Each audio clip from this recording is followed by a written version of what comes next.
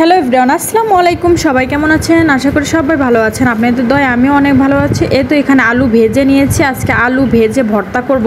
এই ভর্তা কিন্তু খেতে ভীষণ মজা লাগে। এটা অবশ্যই আমরা পাটায় ভর্তা বেনে থাকি, কারণ পাটায় বানানো ভর্তা কিন্তু অনেক মজা হয়।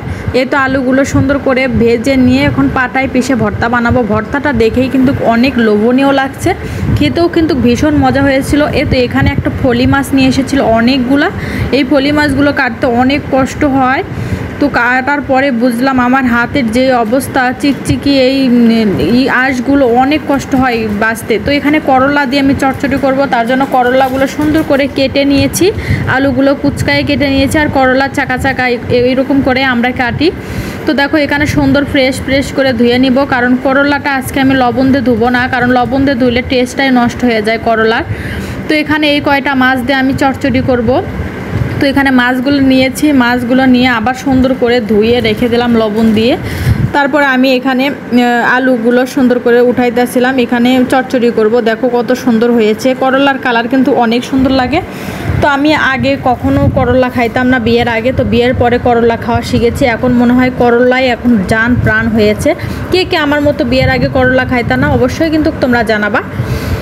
তো দেখো এখানে মাছগুলো দিয়ে আমি করলার তরকারি আজকে মাখাইয়ে বসাই দিব, কারণ আমরা উত্তরবঙ্গের মানুষ, আমরা মাখানো তরকারি অনেক পছন্দ করি। আমরা সপ্তাহের মধ্যে না হলেও 3 বার চচ্চড়ির তরকারি খেয়ে থাকি। এটা আমাদের গ্রাম অঞ্চলের ভাষা বলে পুরপুরি, কিন্তু আমরা শহরে যেহেতু থাকি ভাষাটা একটু পরিবর্তন করতে হয় সবার সাথে মিশতে গেলে। তো এখানে দেখো সুন্দর করে চচ্চড়ি মাখানোর জন্য এখানে লবণ, পেঁয়াজ, কাঁচা মরিচ, একটু শুকনা মরিচও আজকে দিব, হলুদের গুঁড়া দিয়ে দিলাম, তারপরে একটু শুকনা মরিচ দিব, তাহলে কিন্তু চচ্চড়িটা অনেক খেতে মজা হবে। যেহেতু মাছগুলো একটু বড় সাইজের, ছোট মাছ হলে হয়তো দিতাম না শুকনা মরিচ, তার জন্য আমি এখানে শুকনা মরিচ ইউজ করলাম। আসল কথা কি, এই মাখানো তরকারিটা মাখানোতেই বেলে মজা, আমার নানু বলে দিত আগে। তো এখানে মাছগুলো দিয়ে আমি আরেকবার ভালো করে সুন্দর করে মাখিয়ে নিব। এইরকম তরকারি কারা কারা পছন্দ করো অবশ্যই কিন্তু আমাকে কমেন্ট বক্সে জানাবা, তাহলে আমি বুঝতে পারবো। তো দেখো তরকারিটা কিন্তু দেখতেই কিন্তু অনেক লোভনীয় লাগছে, খেতে কিন্তু ভীষণ মজা হয়েছিল। যেই তরকারি মাখাতেই মনে করবা যে এই তরকারিটা মজা হবে, আসলে সেই দিন তরকারিটা মজা হয়। এখানে আমি কোনো প্রকার আদা রসুন ইউজ করিনি, কারণ চচ্চড়ির তরকারিতে আদা রসুন দিলে মজা হয় না। আমি অনেক সময় দিই, আমার শ্বশুরবাড়িতে খাই, কিন্তু আমার মায়েরা খায় না, তার জন্য আমি দিলাম না।